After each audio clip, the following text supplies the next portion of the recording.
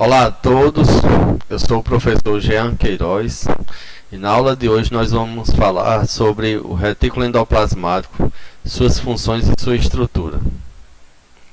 Então, analisando essa micrografia eletrônica, nós podemos ver que o retículo endoplasmático é na verdade uma rede de túbulos que a gente encontra em volta do núcleo, muito uns dos outros, esses túbulos, formando uma organela membranosa que se encontra intimamente em contato com o núcleo. Isso porque, na maioria dos casos, é o retículo endoplasmático que vai receber os ribossomos que estão produzindo proteínas a partir do RNA mensageiro que sai do núcleo. Nessa outra micrografia, nós podemos visualizar, marcado aqui com ER, de retículo endoplasmático, a localização em relação ao núcleo. E próximo do retículo endoplasmático, a gente vai ter também o complexo de Golgi, complexo golgiense, que é quem vai receber, na maioria dos casos, vesículas saindo, carregando proteínas do retículo endoplasmático, vão chegar no complexo de Golgi. Então esse caminho ele é muito comum para o funcionamento da célula. Retículo significa uma pequena rede, e endoplasma é a parte do citoplasma interno na região que envolve o núcleo. Se a gente considera o núcleo como a porção mais central de uma célula, o endoplasma é justamente essa parte mais interna do citoplasma que envolve o núcleo. Quando a gente vai analisar então um retículo endoplasmático rugoso bem de perto, o que a gente consegue visualizar é isso que está aqui na micrografia eletrônica de varredura: redes e mais redes membranosas contendo face externa e face interna. O que a gente está vendo aqui são lúmens, ou seja, parte interna dessas cisternas, onde não encontramos ribossomos associados, e esses pontinhos pretos que são ribossomos na face externa da membrana do retículo endoplasmático. Então o que a gente pode ver por aqui é uma cisterna, a parte interna da rede de membrana do retículo endoplasmático, e a face externa carregada de ribossomos.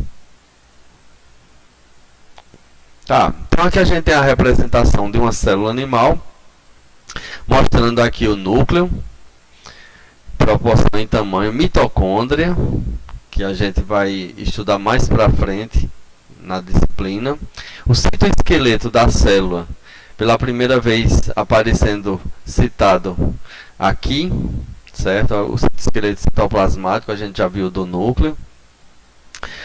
E o destacado também, a gente tem um retículo endoplasmático rugoso, que a gente acabou de ver uma micrografia eletrônica semelhante a essa, mostrando que sua localização é aqui, próximo, né, em volta do núcleo, como a gente pode ver aqui nessa representação gráfica.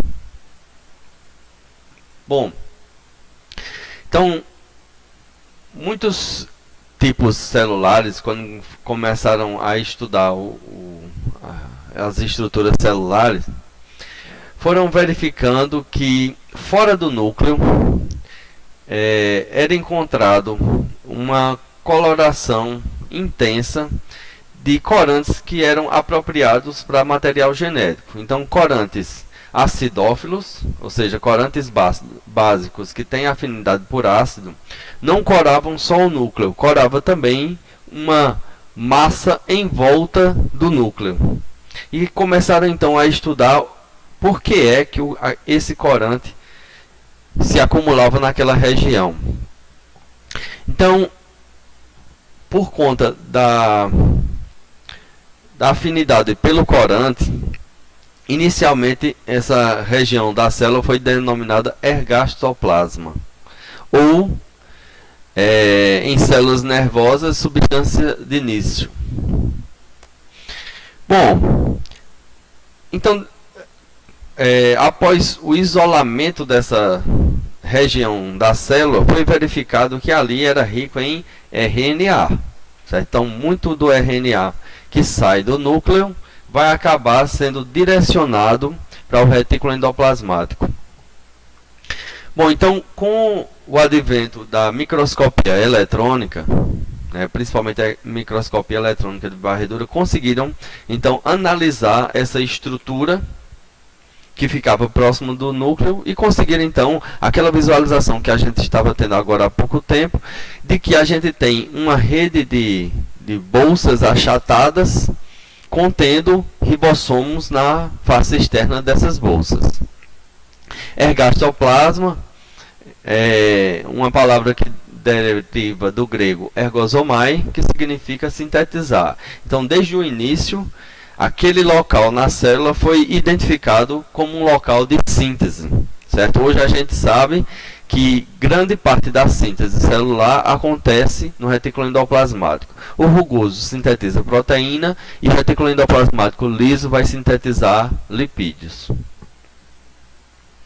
Bom, todas as células eucarióticas vão ter um retículo endoplasmático e sua membrana é mais da metade da membrana total de uma célula animal. Então a gente já viu anteriormente que uma célula eucariótica possui uma rede de membrana muito longa, muito complexa, e maior parte dessa membrana está no retículo endoplasmático.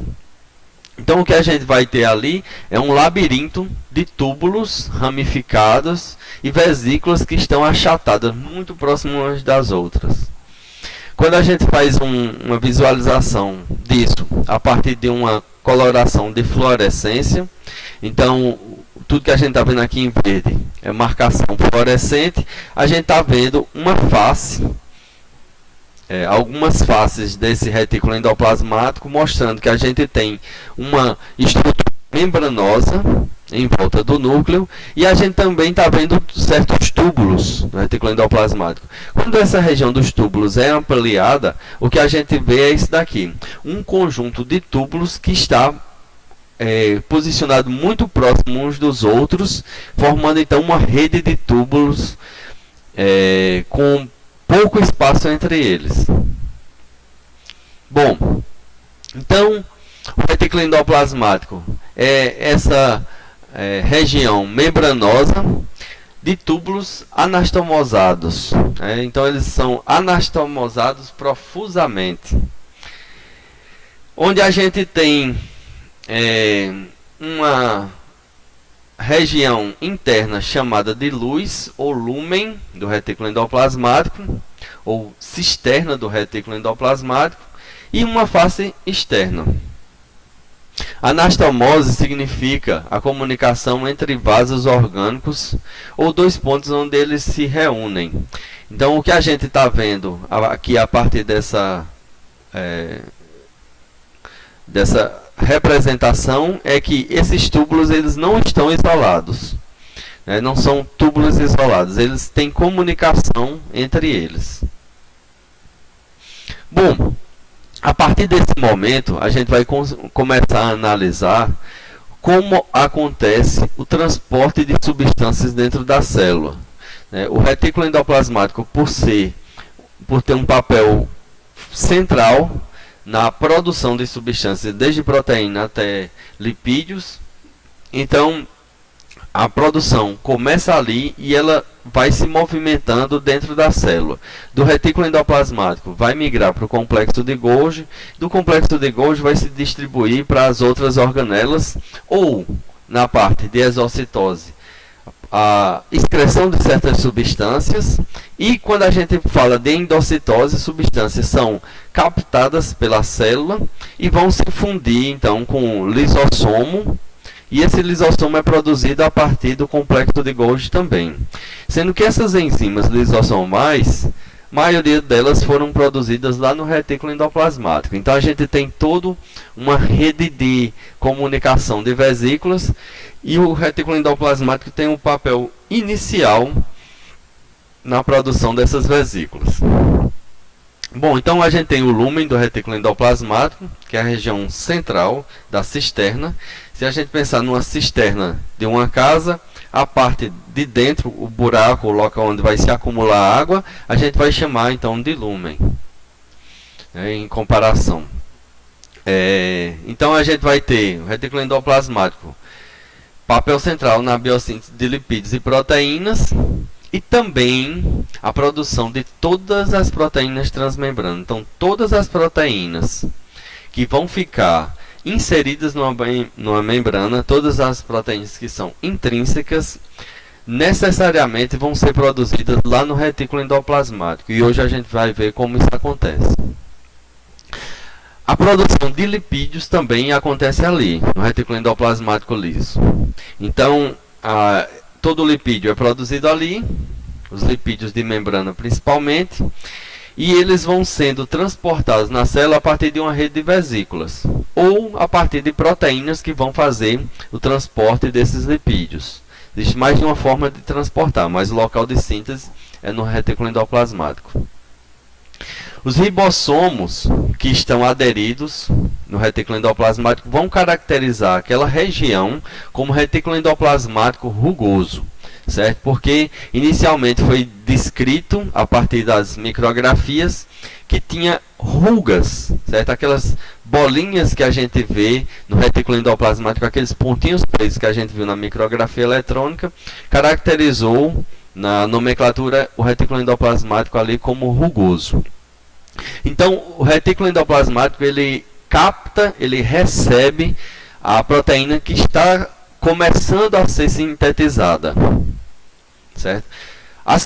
As proteínas que são hidrossolúveis vão ser produzidas para dentro do lúmen do retículo endoplasmático, e as proteínas que são transmembranas vão ser sintetizadas e ao mesmo tempo incorporadas na membrana do retículo endoplasmático. Então, essa importação do que está sendo produzido, porque a gente já viu que o RNA mensageiro sai do núcleo, chega no citoplasma. No citoplasma, o ribossomo vai reconhecer esse RNA mensageiro e vai começar a tradução, certo? Só que durante esse processo, enquanto está sendo traduzido, existe um mecanismo que leva esse ribossomo para a parede do retículo endoplasmático.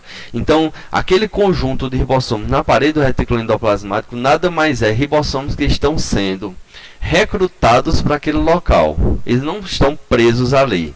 Assim que o trabalho deles ali acaba, eles voltam para o citoplasma e ficam fazendo esse movimento em um processo que ele é chamado de cotraducional, porque ele acontece ao mesmo tempo da tradução.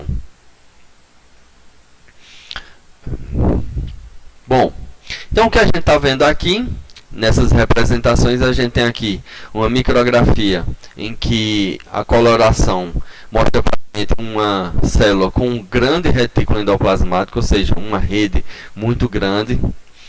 O que a gente está vendo aqui é micrografia eletrônica, que mostra uma aproximação muito maior, mostrando que nessa rede de túbulos que a gente está vendo aqui, então existe região que é lúmen do retículo endoplasmático e região onde a gente tem ribossomos aderidos na parede externa desse retículo endoplasmático.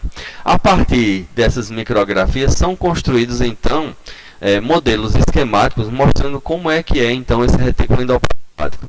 O que a gente está vendo aqui é uma pequena rede, um retículo de túbulos, de cisternas membranosas que se comunicam entre si, estão muito próximas umas das outras, que tem um lúmen e que tem uma face externa repleta de ribossomos, representados aqui por esses grânulos em roxo. E também uma rede de membranas onde não há ribossomos.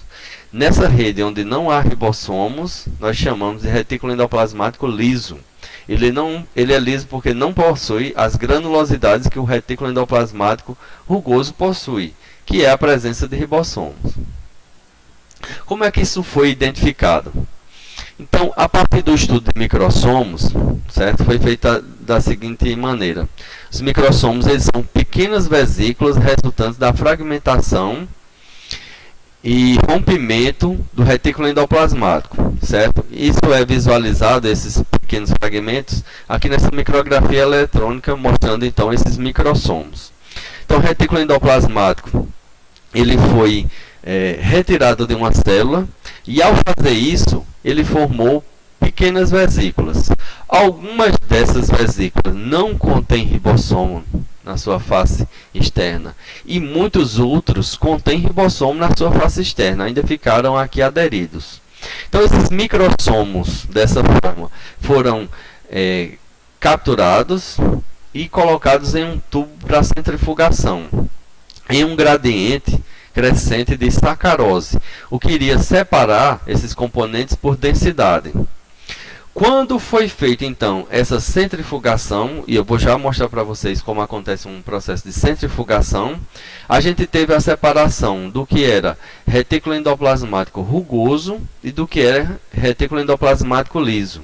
A partir dessa separação foi possível estudar isoladamente o retículo endoplasmático rugoso, as enzimas que estavam ali, as proteínas transmembranas, o que eram aqueles grânulos direitinho que estavam ali por fora, viram que eram os ribossomos, e foram vendo também no retículo endoplasmático liso quais eram as enzimas que estavam ali, qual era a função então do retículo endoplasmático liso.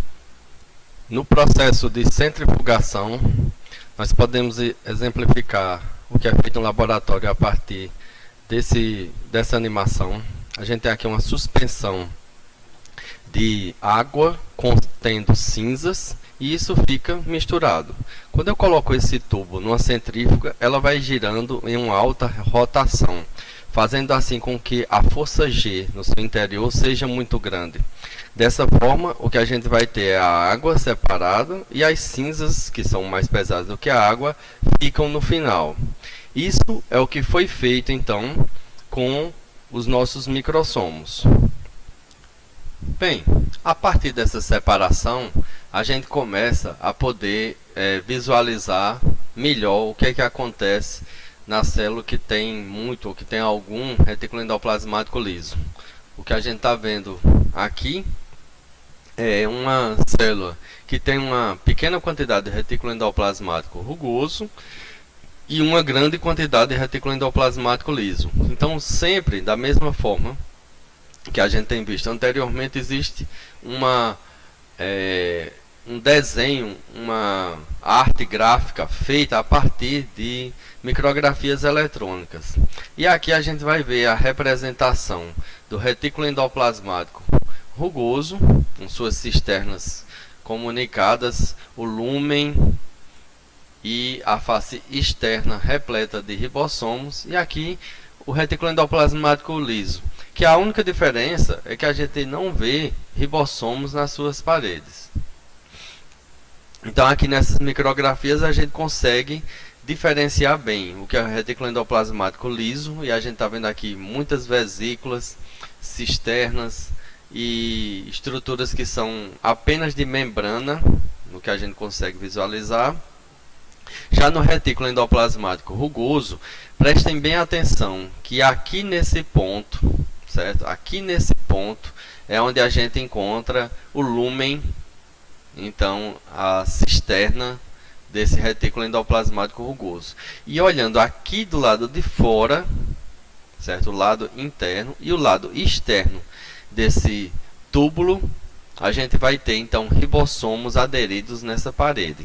Então, no local onde a gente não verifica o ribossomo, a gente consegue visualizar então que é o lúmen, e aqui a gente está vendo, olha só, os ribossomos aderidos na parede externa. Bem, nos locais onde não encontramos ribossomo, retículo endoplasmático, a gente denomina essa região de retículo endoplasmático liso. A maioria das células, elas têm pouco ou nenhum retículo endoplasmático liso. Então a gente tem algumas regiões do retículo endoplasmático que são parcialmente lisas, porque ali continua havendo síntese de lipídios, mas também há síntese de proteína, recrutamento de ribossomos. Então, pequenas regiões, na maioria das células, pequenas regiões a gente tem contendo retículo endoplasmático liso. Então, geralmente a gente vai encontrar esse retículo endoplasmático liso na parte central, na região onde já estão saindo vesículas contendo proteínas em migração para o complexo de Golgi. Então, nessa região mais central, onde o ribossomo não está mais presente ali, ele já fez a produção da proteína. No local de saída de vesícula, a gente vê algum local sem ribossomo. Então, aqui a gente está vendo uma célula especializada, certo? Que é uma célula de testículo, que é uma célula que vai pegar o colesterol e vai transformar em testosterona. E aí a gente está vendo aqui o retículo endoplasmático liso, bem protuberante, que a gente está vendo mitocôndrias, o núcleo. E como é uma célula produtora de hormônios lipídicos, então ela tem o retículo endoplasmático liso grande, mas isso não é muito comum. Bom, então o retículo endoplasmático liso ele é grande somente nas células que têm metabolismo de lipídios. E esse foi o exemplo que a gente viu. Uma célula, como é o caso no testículo, que produz hormônio esteroide a partir do colesterol, a gente tem muito retículo endoplasmático liso. Também nas células do fígado, a gente vai encontrar no hepatócito muito retículo endoplasmático liso. Tanto ele sintetiza lipoproteínas, vai sintetizar o colesterol e as proteínas que transportam o colesterol pela corrente sanguínea, como também, em alguns casos, vai acumular lipídios ali, no caso de esteatose. Então, o que a gente está vendo aqui é um outro exemplo, a glândula adrenal. Aqui é uma figura do Junqueira e Carneiro, mostrando gotículas lipídicas que vão se acumulando ali nessa glândula adrenal. Aqui a gente está vendo mitocôndrias, complexo de Golgi, lisossomos e acumulando ali gotículas lipídicas, mostrando então que se tem gotas lipídicas acumuladas, a gente tem muito retículo endoplasmático liso. Tá. As enzimas que sintetizam os componentes lipídicos, elas vão ser encontradas então no retículo endoplasmático liso. Então, o que a gente está vendo aqui nesse esquema é o que eu falei a respeito de porções de retículo endoplasmático liso no retículo endoplasmático. Então, a gente está vendo aqui em verde o lúmen do retículo endoplasmático. Aqui a face externa repleta de ribossomos e nos locais de saída de vesícula a gente encontra retículo endoplasmático liso. Então, algumas células que são especializadas, por exemplo, em detoxificar drogas que são lipossolúveis e também estão no fígado, elas são capazes, elas possuem muito retículo endoplasmático liso. É lá também no retículo endoplasmático liso que é produzido as novas membranas celulares. Então, o processo de produção de membranas começa no retículo endoplasmático liso e essas membranas elas vão migrando para o complexo de Golgi e dali vai se distribuindo para todas as organelas celulares. Então, maior parte dessa síntese ela é por vesícula, uma outra parte por proteínas carreadoras. Por isso que acontece que na face da membrana celular, a face interna da membrana celular, ela recebe mais lipídios, certo? Então, nessa face aqui, a gente vai ter uma quantidade maior. E isso favorece o movimento de flip-flop. A gente vai já falar um pouco mais desse flip-flop. Então, os fosfolipídios, eles vão a síntese dos fosfolipídios vai ocorrer na lâmina, na parte citoplasmática da membrana do retículo endoplasmático, certo? Então, ao contrário da membrana celular que recebe muito na face citoplasmática, no retículo endoplasmático é depositado na face citoplasmática e é migrado para o lúmen, esses fosfolipídios.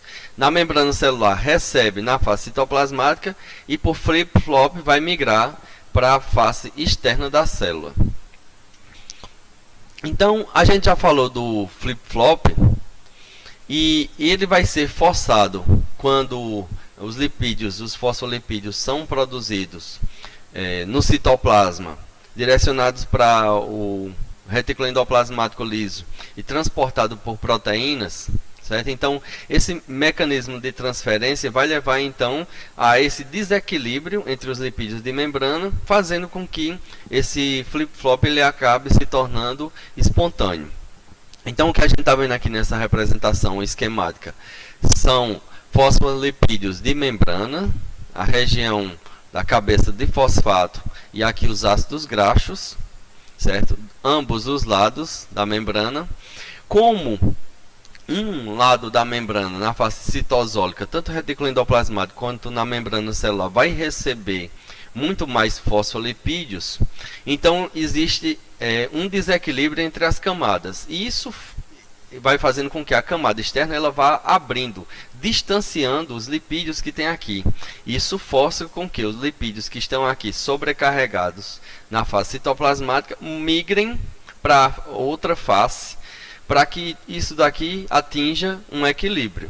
É assim que acontece então o flip-flop.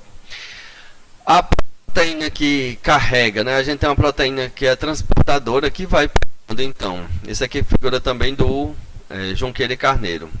Essa proteína ela vai pegando fosfolipídios da membrana do retículo endoplasmático que foram produzidos e levando para uma membrana receptora, que pode ser a membrana externa celular ou pode ser qualquer uma outra membrana daquela célula. Então, essa proteína o tempo inteiro ela fica levando de onde tem muito lipídio, retículo endoplasmático, para as organelas, para as membranas receptoras. Ela transporta e vai buscar outro. Esse transporte não seria possível pelo citoplasma livremente, porque é uma região aquosa. Se não tiver uma proteína carreadora, não vai ter como fazer esse transporte de lipídios. Bom, então o que é que vai acontecer com essas camadas? O que eu fiquei falando para vocês de um local com maior quantidade e um local com menor quantidade, que acontece? Aqui a gente tem face citoplasmática, lúmen do retículo endoplasmático. Como as enzimas vão sintetizando os fosfolipídios e colocando aqui nessa membrana, essa membrana vai ficando sobrecarregada. Para que atinja um equilíbrio, é necessário então um movimento de flip-flop da face citosólica para a face do lúmen do retículo endoplasmático. Isso é no retículo endoplasmático. Já na membrana plasmática, o que acontece muitas vezes é que a gente tem sempre um padrão de fosfolipídios na face externa da célula e outro na face interna. Quando as vesículas vão transportando fosfolipídios até a membrana, o que vai acontecer é que existe uma reorganização do tipo de lipídio que a gente vai encontrar, certo? Então, no retículo endoplasmático não tem essa organização.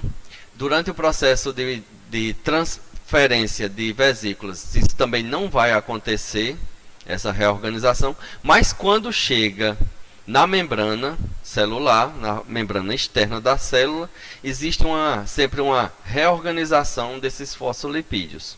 Alguns vão ficar voltados para a face citoplasmática e outros tipos para a face externa da célula. Então, esse transporte de vesícula que eu estava falando, ele acontece da seguinte maneira. Vesículas do retículo endoplasmático o tempo inteiro estão sendo produzidas e migrando para o complexo de Golgi, ou do retículo endoplasmático liso vai sair diretamente para outras organelas. Mas a partir da formação de vesículas é que a gente tem a migração desses lipídios e proteínas para outras partes da célula. Essas vesículas, elas são protegidas por proteína. Mais para frente a gente ainda vai estudar como é que essas vesículas são formadas. Mas quando chegam, por exemplo, na membrana da célula, ela se funde. Na hora que ela se funde, ela traz aqui muitos lipídios. E na hora que ela faz isso, esses lipídios estão embaralhados nos seus tipos. E na membrana celular, via flip-flop, isso é reorganizado. Outras funções do retículo endoplasmático liso. Uma delas é sequestrar cálcio 2+, certo? Então, em células musculares, por exemplo, ou qualquer uma outra célula que precise de uma resposta rápida ao estímulo nervoso. Então, são abertos canais de sódio ou de potássio que muda a sinalização na membrana. E para que essa célula responda rapidamente, é necessário a participação do cálcio nessa sinalização. Então, essa resposta rápida só consegue acontecer se essa célula já tiver cálcio acumulado no seu interior. E esse cálcio ele é acumulado, então, em uma parte do retículo endoplasmático liso que é especializado. No caso das células musculares, é chamado de retículo sarcoplasmático. Então, a função do retículo sarcoplasmático é acumular cálcio. Obviamente que esse acúmulo é um processo de transporte ativo, com gasto de energia. Vai acumular onde já tem grande quantidade de cálcio. Na hora que o músculo precisa desse cálcio para controlar a sua contração, então é liberado para a fibra muscular. Então, contração e relaxamento vai depender dessa quantidade de cálcio, coisa que a gente vai ver na aula de citoesqueleto. Bom, a maioria das proteínas sintetizadas no retículo endoplasmático rugoso é glicosilada. Então a gente agora começa a falar de um outro assunto. E a gente volta a falar do retículo endoplasmático rugoso. Esse outro assunto é glicosilação, certo? A glicosilação é a adição de açúcares em proteínas. Esses açúcares são ligados covalentemente e esse processo já acontece no retículo endoplasmático. Com isso, a gente tem a formação de glicoproteínas. Quando a gente fala de glicoproteínas, grande parte delas já vão ficar voltadas, a gente já sabe que vão fazer parte do glicocálise, ou seja, vão estar voltadas para a face externa da membrana celular. Então, pouquíssimas proteínas do citoplasma são glicosiladas. E muitas proteínas da face externa da membrana são glicosiladas. Como é que acontece então? A gente vai ver aqui um exemplo de N-glicosilação, certo? Quando os glicídios eles estão adicionados em um aminoácido específico, no nitrogênio livre de um aminoácido específico, certo? Então, como é que isso vai acontecer? A gente tem proteínas, aqui ó, membrana do retículo endoplasmático, citoplasma, lúmen do retículo endoplasmático, certo? Então, tudo que a gente está vendo aqui, lúmen do retículo endoplasmático. A proteína que é uma proteína solúvel, não é transmembrana, que acabou de ser sintetizada, ela vai receber uma glicosilação. Ao receber essa glicosilação, ela continua o seu processo de formar a estrutura tridimensional dela. Quando ela vai se formando, ao mesmo tempo enzimas vão reconhecendo essa glicosilação e retirando moléculas de glicose, certo? Algumas proteínas transmembranas ancoradas aqui no lúmen do retículo endoplasmático, elas estão nesse local para reconhecer ambas as estruturas, a parte proteica e a parte glicídica dessa proteína, dessa glicoproteína recém-sintetizada. E quando ela faz isso, ela está dando um aval de que aquela proteína está dobrada adequadamente. O que é que ela vai fazer aqui nesse caso? Ela vai retirar a última glicose, deixando esse oligosacarídeo ligado, certo? Com o seu dobramento final, e ele vai poder sair do retículo endoplasmático, porque ele foi feito um check-up se essa proteína estava dobrada adequadamente e se essa glicosilação estava bem feita. Se isso não for bem feito, se essa proteína não tiver uma boa glicosilação ou não tiver um bom dobramento da sua estrutura tridimensional, ela é reconhecida por outras proteínas, como no caso essa glicosiltransferase, que pode fazer com que ela entre novamente nesse ciclo, certo? Ou que leve ao descarte dessa proteína por não estar adequada ao funcionamento. Essa glicosilação ela começa por glicídios que estão ancorados em estruturas lipídicas já na membrana do retículo endoplasmático. Então aqui a gente está vendo face citoplasmática, lúmen do retículo endoplasmático. A gente tem aqui glicídio que está ancorado na membrana na face do lúmen dentro do retículo endoplasmático e que vai ser transferido para o aminoácido asparagina. Então, o nitrogênio livre da asparagina vai receber então essa glicosilação. É assim que acontece a glicosilação N-ligada, certo? Esse aminoácido específico, a asparagina, vai receber. O que é que vai acontecer com essa molécula? Vai ficar disponível para que novamente enzimas venham e adicionem glicídios aqui, formando esse oligosacarídeo. Então a proteína está sendo recentemente sintetizada para o retículo endoplasmático e já recebe esse sinal de glicosilação. Então o que a gente tem aqui já é a estrutura tridimensional dessa enzima chamada oligosacariltransferase, que é quem vai pegar esse oligosacarídeo que está ancorado aqui no lúmen do retículo endoplasmático, na membrana do lúmen do retículo endoplasmático, reconhecer a asparagina da proteína que está sendo sintetizada e fazer essa junção para que o oligosacarídeo seja então adicionado à proteína.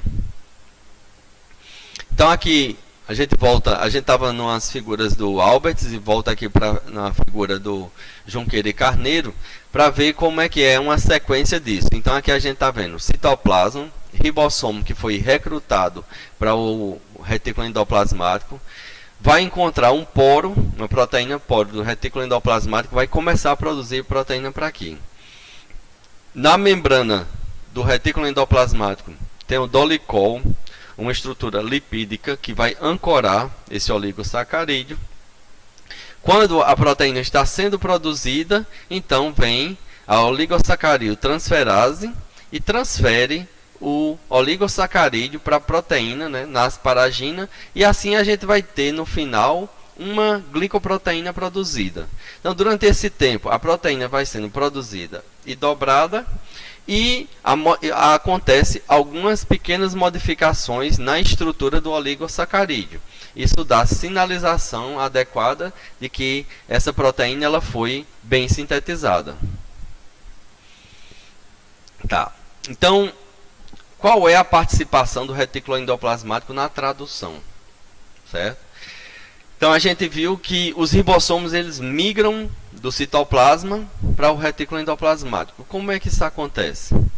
Vamos dar uma olhada nesse princípio. Então, os ribossomos vão estar do lado citosólico, não no lúmen do retículo endoplasmático, e eles vão estar sintetizando proteínas. Então eles estão livres no citoplasma e são recrutados ali para o retículo endoplasmático.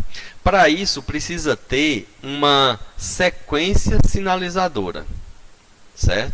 Essas sequências sinalizadoras é um peptídeo sinal, ou seja, uma sequência de aminoácidos no início da tradução, que vai fazer com que isso seja reconhecido e direcionar o ribossomo no início da tradução para o retículo endoplasmático. Então a gente está vendo aqui nessa micrografia eletrônica muito ribossomo na face externa, e a gente está vendo aqui no citoplasma também polirribossomos. Os polirribossomos eles acontecem porque no citoplasma, quando o RNA mensageiro está produzindo uma proteína, vários ribossomos vêm e se ligam no mesmo RNA mensageiro, produzindo em sequência, andando por cima desse trilho e produzindo a proteína o tempo inteiro. Vamos dar uma olhada como é que isso acontece. Então, um polirribossomo, ele é uma molécula de RNA mensageiro que está ligada a vários ribossomos. Então, a tradução ela vai acontecer do lado 5' para o lado 3'. A gente tem as duas subunidades do ribossomo livre no citoplasma. A primeira subunidade reconhece o códon de iniciação, no RNA mensageiro, vem a subunidade maior e começa o processo de tradução. Então, o ribossomo vai andando e produzindo a proteína. Certo? Quando chega no terminal 3', ele vai encontrar o códon de terminação e vai liberar essa proteína. Mas, esse RNA mensageiro ele não vai ficar livre. Vários ribossomos vão vir se ligando na sequência para fazer a tradução de uma proteína, um tipo de proteína, várias vezes a partir do mesmo RNA mensageiro. Esse processo ocorre livre no citoplasma e ocorre também ligado à parede do retículo endoplasmático.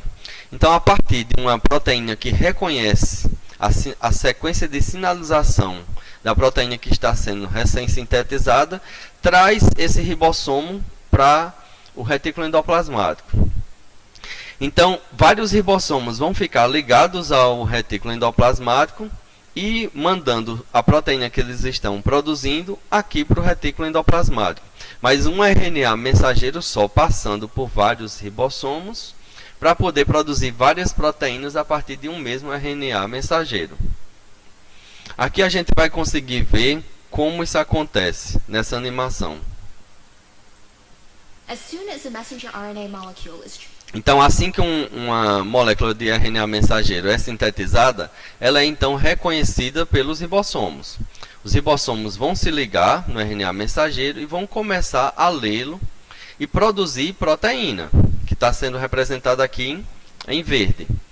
Nessa produção, enquanto uns vão andando, lendo os códons e colocando aminoácidos, outros novos ribossomos vão se ligar ali, fazendo com que a gente tenha aqui uma sequência de vários ribossomos ligados no mesmo RNA mensageiro. Quando chega no stop códon, então eles vão liberando essas proteínas aqui, o tempo inteiro. Então vai ficar lendo, produzindo, e aqui a gente tem uma micrografia eletrônica que prova que isso não é só uma teoria, a gente tem mesmo a formação de poliribossomos na célula. Bem, esse peptídeo sinal, ele foi descoberto pela primeira vez, a princípio ele era só uma hipótese, porque quando a proteína ela está pronta, ela não tem mais esse peptídeo sinal, ela não tem essa sequência de aminoácidos que dá sinalização, que direciona a proteína para o retículo endoplasmático, certo? Com o avanço da biologia molecular, com o estudo dos genes em comparação com a proteína que já estava produzida, foi verificado que essa proteína, quando chegava no final, faltava um pedaço do gene inicial. Uma sequência de aminoácidos e que era muito semelhante para várias proteínas, essa parte inicial de um gene. Então, foi desenvolvida a teoria de um peptídeo sinal, ou seja, uma parte da proteína que serve de sinalização de para onde é que vai ser transcrito. Então, uma parte é produzida no citoplasma, outra é direcionada para o retículo endoplasmático a partir desse peptídeo sinal. Isso não era visualizado na proteína final, porque depois que a proteína, ou durante a produção da proteína, em um movimento que é cotraducional, uma peptidase sinal vem, uma enzima que está na membrana do retículo endoplasmático, vem e corta o peptídeo sinal, liberando então essa proteína para, por exemplo, aqui o lúmen do retículo endoplasmático. Então, o que a gente está vendo aqui, tem um peptídeo sinal, esse peptídeo sinal direciona o ribossomo para o retículo endoplasmático e durante a síntese da proteína, esse peptídeo sinal ele é clivado, ele é quebrado, ele é descartado da proteína final. Tá, então essa proteína secreta deve ser liberada direto no lúmen do retículo endoplasmático, se ela fosse feito, se isso também fosse feito in vitro, certo? Então, fizeram um experimento onde utilizaram proteases liberadas no meio aquoso e também a gente tinha microssomos e ribossomos naquele local. O que é que isso queria dizer? Se as proteínas que tinham peptídeo sinal fossem direcionadas para o lúmen do microssomo, lembram do microssomo que a gente viu na centrifugação, o que iria acontecer é que essas proteínas ficariam protegidas. E o que fosse sintetizado fora do microssomo, ou seja, fora do retículo endoplasmático, iria ser degradado pelas enzimas. Então, verificaram que quando tinha microssomos e a enzima, essa síntese a proteína sintetizada, a nova proteína, era protegida, ela ficava intacta dessas enzimas, então ela não é produzida fora do retículo endoplasmático, depois colocada para dentro. Ela é produzida diretamente já dentro do lúmen do retículo endoplasmático. Isso foi feito também a partir do estudo de microssomos e de proteases. Então, lembram dos microssomos que a gente estava vendo? Então, quando aqui nesse meio tinha enzimas, todas as proteínas que eram produzidas aqui para dentro do microssomo ficavam protegidas das proteases que estavam aqui do lado de fora. Então, o que a gente está vendo aqui nessa representação, o ribossomo em vermelho, ele está lendo o RNA mensageiro. Durante esse processo, uma proteína de reconhecimento do peptídeo sinal, que não está funcional porque ela tem uma marcação. Então, aqui está mostrando somente a flexibilidade dela, essa proteína de reconhecimento do peptídeo sinal, mas essa marcação é então perdida durante o processo. Quando acontece isso, a modificação nessa proteína reconhecedora do sinal reconhece o peptídeo sinal e direciona o ribossomo a partir de um receptor para o retículo endoplasmático rugoso. Com isso, e o dobramento dessa proteína de reconhecimento do sinal direciona a proteína que está sendo sintetizada ali para dentro de uma proteína poro do retículo endoplasmático. Durante esse processo, a proteína reconhecedora do peptídeo sinal se desprende dali e vai em busca do reconhecimento de outro ribossomo.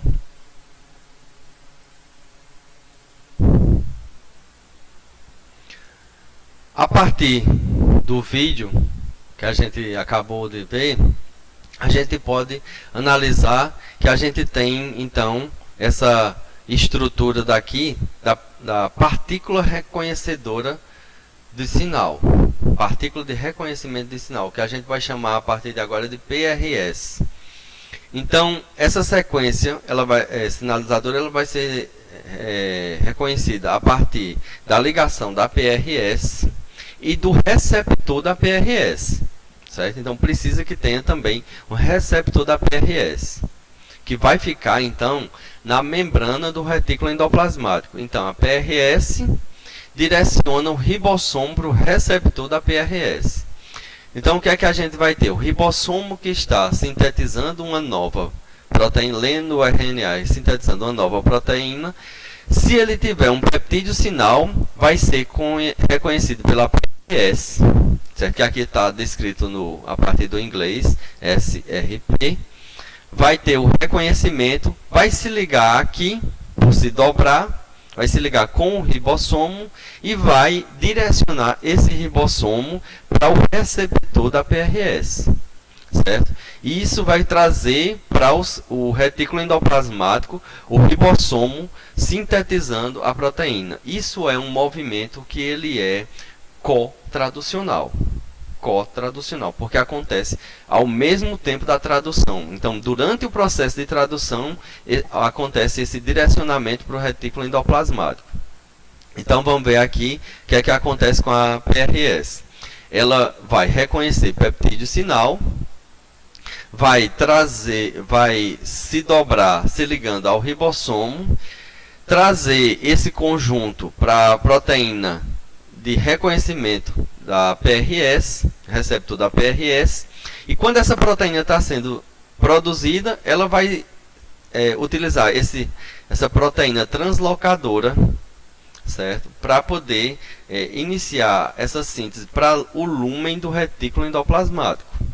Então, no lúmen do retículo endoplasmático, a proteína está sendo produzida.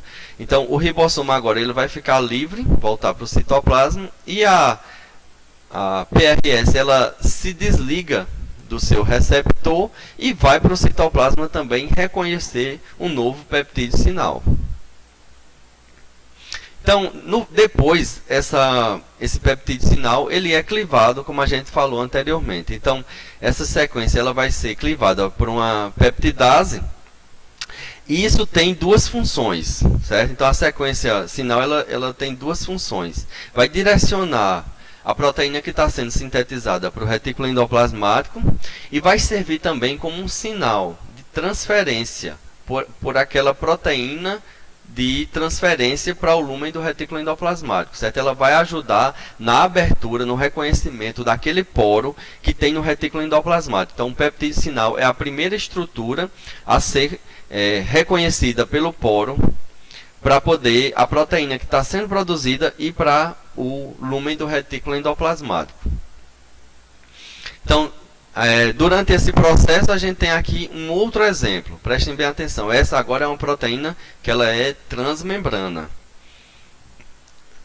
Figura 42 do capítulo 12 do Alberts.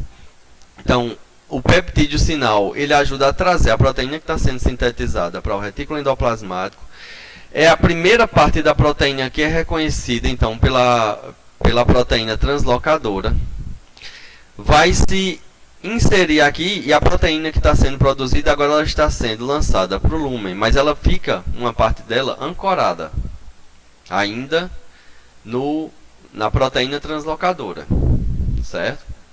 O que é que vai acontecer? Quando a peptidase vier, ela vai separar essa proteína que está sendo sintetizada do peptídeo sinal, e o peptídeo sinal ele vai ser degradado por proteases. O poro fica livre para receber uma proteína nova. A representação que a gente tem aqui é região de proteína com aminoácido hidrofílico em verde, e em laranja a gente está vendo região de aminoácido que é hidrofóbico. E aí o que é que vai acontecer? Quando chega numa parte de aminoácido hidrofóbico, isso vai ficar ancorado aqui na membrana do retículo endoplasmático. Então, hidrofílico para dentro, aminoácidos hidrofílicos para fora e aminoácido hidrofóbico ancorando essa proteína recém-sintetizada na membrana do retículo endoplasmático. Certo? Assim que uma proteína é produzida no formato transmembrana. Isso pode ela passar várias vezes durante a sua produção pela membrana. A gente está vendo aqui com uma única ancoragem. Então aqui a gente está vendo demarcado o lúmen do retículo endoplasmático e mostrando que essas proteínas que estão sendo produzidas ali vão ser levadas para diversos pontos da célula. Certo? Ali aqui a gente vai ter a representação a face citoplasmática e o lúmen do retículo endoplasmático. E um polirribossomo, como a gente já conhece, foi visto agora durante a aula. Então, as subunidades do ribossomo elas vão reconhecer o RNA mensageiro, vão se ligar e desligar depois da produção de uma proteína. Isso pode acontecer também quando tem um peptídeo sinal no retículo endoplasmático. O que vai acontecer aí é que o polirribossomo ele está aderido na parede do retículo endoplasmático. Então, quando a gente tem uma proteína que ela é solúvel em água, é hidrossolúvel, ela é diferente a síntese do que acontece uma proteína que ela é transmembrana. Então, vamos ver como é que acontece isso. A partir do peptídeo sinal e da partícula de reconhecimento desse peptídeo sinal, a gente tem o direcionamento da proteína que começou a ser sintetizada lá para o retículo endoplasmático. Certo? O direcionamento vai acontecer a partir da ligação da proteína de reconhecimento, partícula de reconhecimento, com seu receptor. Direciona, então, para uma proteína poro, uma proteína translocadora. E essa proteína tem um plug na sua face de lúmen do retículo endoplasmático. Quando reconhece o peptídeo sinal, ela vai se abrir, liberar o plug, e o peptídeo sinal vai ficar retido ali, enquanto a proteína é sintetizada para o lúmen do retículo endoplasmático. Quando termina essa síntese, então o peptídeo sinal vai ficar ancorado na membrana, mas vem uma peptidase sinal, quebra essa ligação do peptídeo sinal e a proteína agora fica produzida e funcional dentro do lúmen do retículo endoplasmático, já que ela é hidrossolúvel. No final vem o plug e fecha essa proteína translocadora. certo? Mas nem toda proteína vai ser produzida para o lúmen. Existe também a que fica transmembrana. O que é que vai acontecer então com essa proteína transmembrana? Durante o processo de produção, a gente tem regiões que são hidrofílicas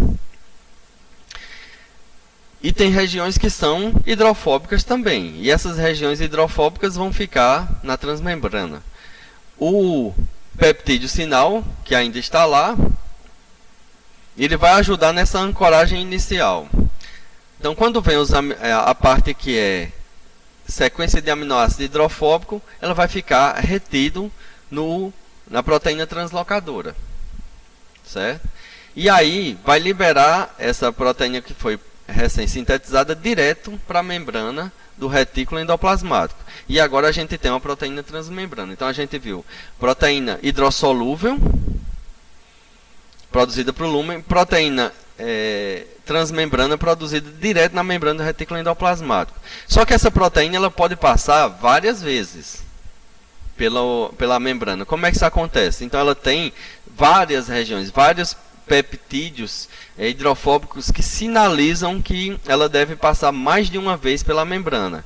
Então o que é que a gente está vendo ali? Uma sequência de aminoácidos inicial para ancoragem e uma outra final. Então ela vai passando uma parte e depois vai passando outra, duas ancoragens, e aí dessa forma a gente tem uma proteína sendo produzida na membrana que ela passa várias vezes pela proteína translocadora durante sua síntese, com sinalização de transferência para o lúmen e outra parte de parada para o lúmen. E aí a proteína fica produzida direto no retículo endoplasmático. Esse vídeo ele pode ser visto no YouTube, nesse endereço que está aí, eu vou deixar na descrição do vídeo também. Bem, todo esse conteúdo de retículo endoplasmático com transferência de proteína, peptídeo sinal, polirribossomo, tudo isso está no capítulo 12 do Biologia Molecular da Célula, o Alberts, certo? Então, vocês vão ter, a partir daí, material para estudar esse conteúdo. Até a próxima aula.